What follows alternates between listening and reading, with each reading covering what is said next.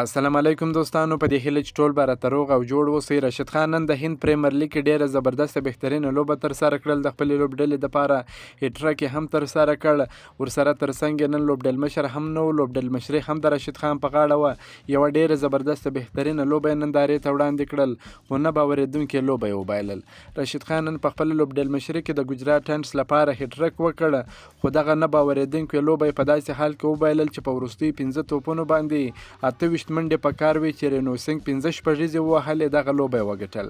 رینو سنګ په وروستي اوور کې ډیره زبردسته بهترینه توپوهنه ترسره کړل چې 15 شپږیزې یې ووهلې. بالاخره دا لوبه یې په خپلې ګټې پای ته ورسول. د آی پی ایل 14 پړاو په 14مه لوبه کې د ګجرات ټاینټس او کلکتا نایټ رایډرز لوبډلې سره مخ شوې.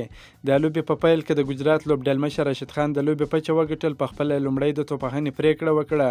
ګجرات ټاینټس په ټاکل شوو 60 اورونو کې د 4 لوبغاړو په سوځېدو سره 204 منډې وکړې چې ویجې شنکر غوره توپوهنه وکړه. هغه 3 ناسوځېدلې منډې وکړې. همدغه راز سودرشن 53 او شبمن ګیل 19 منډې وکړې. د کلکتې رایډرز لوبډلې لپاره سونیل نارین غوره توپچونه وکړه. هغه 3 وکټې ترلاسه کړې.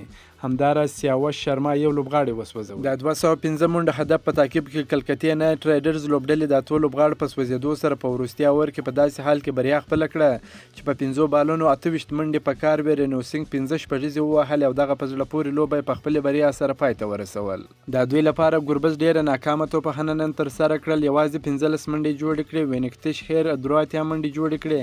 رینو سنګ 48 او نیتیش رانا 15 زیاتې منډې وکړې. د ګجرات ټاینټس لوبډلې لپاره کپتان راشد خان ډیره په زړه پورې ښایسته بهترینه لوبه ترسره کړل.